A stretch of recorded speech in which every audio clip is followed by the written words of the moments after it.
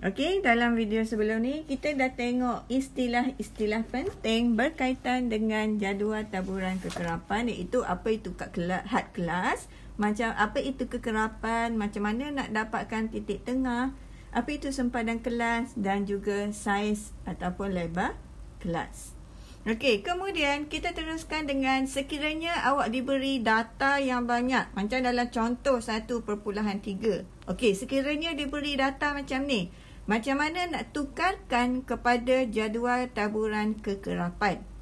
So, ada beberapa langkah yang awak perlu ikut.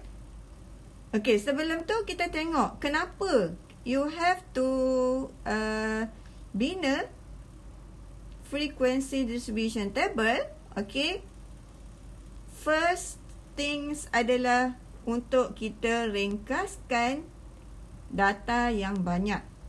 To simplify the data that you have. Let's say if you have 1,000 data. So how to analyze this 1,000 data? The best way adalah kita tukarkan dahulu ke dalam bentuk jadual taburan kekerapan. Okay, and for sure the second reason is to get the information from the data, and then this is the last part adalah asas untuk membina graf, iaitu that is the way you represent the data dalam supaya lebih mudah untuk difahami. So it can be either histogram, bar chart, dan banyak lagi lah yang awak dah belajar sebelum ni kan. Okey, cara prosedur untuk bina jadual kekerapan, pertama sekali kita kena tentukan bilangan kelas. Okey, apa tu bilangan kelas? You tahu kan yang nikotin tadi kita ada berapa kelas? 0.99, 100 hingga 199. Yang ni tadi kan, iaitu kita ada bilangan kelas. Kita ada berapa bilangan kelas ni untuk nikotin? 1, 2, 3, 4, 5. So bilangan kelas kita adalah 5. Macam mana nak tentukan bilangan kelas? Okey, bilangan kelas biasanya yang ideal is in between 5 to 20. Okey, bilangan kelas dipilih mestilah sesuai dengan data yang mempunyai titik perpulahan. So, kita boleh tetapkan, tapi biasanya kalau ada dalam soalan akan beritahu menggunakan 10 kelas ataupun 5 kelas, 6 kelas. So, you have to follow yang seperti dalam soalan. Kemudian next, kira lebar kelas. Okey, menggunakan rumus lebar kelas. Bulatkan jawapan kepada nombor yang sesuai, iaitu untuk kira lebar kelas, ia adalah data terbesar tolakkan dengan data terkecil. Lebar kelas ataupun kita panggil sebagai saiz kelas. Macam yang ni kan, untuk yang ni awak ingat tak berapa dia punya lebar kelas ataupun saiz kelas? Saiznya adalah untuk setiap kelas ia mempunyai 100 data. Yang ni pun 100 ni. Kalau awak kira 101, 101, 102 dan sampai 199, semuanya ada 100 data. So bilangan untuk setiap data tu mestilah sama. Okey. Bulatkan jawapan kepada nombor yang sesuai lah. Biasanya kita guna gandaan macam ni. Okey, biasanya lebar kelas dibulatkan kepada nombor yang lebih besar. Okey, yang ni kita akan tengok nanti. Okey, kemudian set titik permulaan. Mula dengan nilai nombor had bawah kelas yang pertama. Kat sini ni. So, untuk step C ni awak kena tentukan had bawah kelas yang pertama ni berapa. Mungkin kita gunakan 100. Okey, kemudian kita set had kelas, set had bawah setiap kelas, baru had atas. And then baru kita masukkan kekerapan. Okey, so kita akan pergi step by step. Menggunakan contoh 1.3.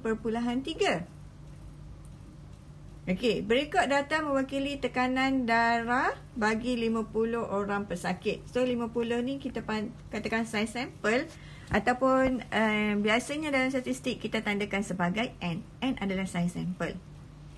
Okey, bina taburan kekerapan terkumpul dengan menggunakan 7 kelas. 7. So kita tahu sekarang bilangan kelas sama dengan 7. So, langkah yang pertama apa dia? Dia suruh tentukan bilangan kelas. Okey, soalan dah bagi dah. Awak kena gunakan 7. Langkah yang kedua, kira lebar kelas. Untuk kira lebar kelas adalah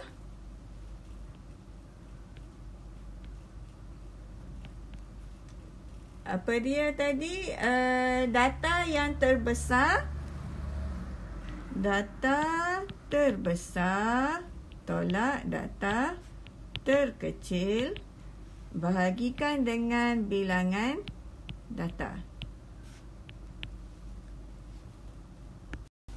Okey, jadi data kita yang terbesar kalau awak tengok adalah 134 kan?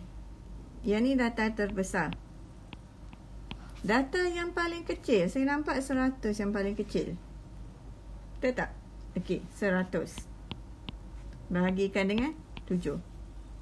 Okey, tekan kalkulator. 134 tolak 100 bahagi 7, awak akan dapat 4.86. Okey, dia kata apa? Bulatkan jawapan kepada nombor yang sesuai. So, for this case, nombor yang sesuai adalah kita bulatkan kepada 5. Okey, langkah yang ketiga, set titik permulaan. So, sekarang data kita adalah data tekanan darah. Apakah had bawah kelas yang pertama? So, kita boleh mula dengan data yang paling kecil, 100. Apakah had atas kelas yang pertama? Okey, sekarang perhatikan lebar kelas kita adalah 5. So, kalau 5, 100, 101, 102, 103, 104. Dia akan jadi 104.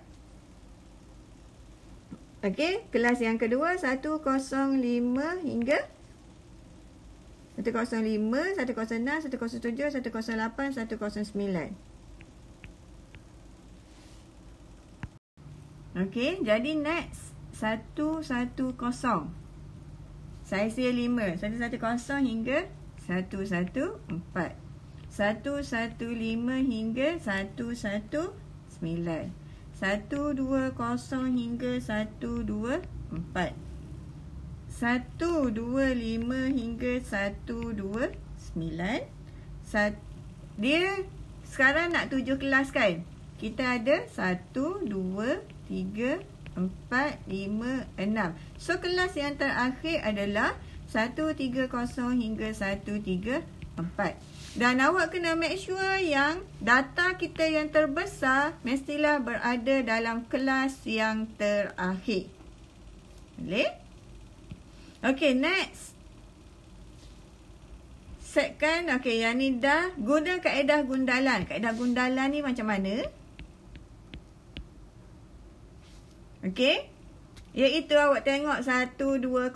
So, awak tanda 120 adalah dalam kelas yang kelima. 116 dalam kelas yang keempat. 107 dalam kelas yang kedua. 110 dalam kelas yang ketiga. Dan kalau cukup 5, awak akan buat macam ni kan. Kemudian awak tambah lagi satu kolom untuk kekerapan. Okey, so saya bagi masa untuk awak selesaikan jadual dalam contoh 1.3, kemudian submit ke dalam Google Classroom.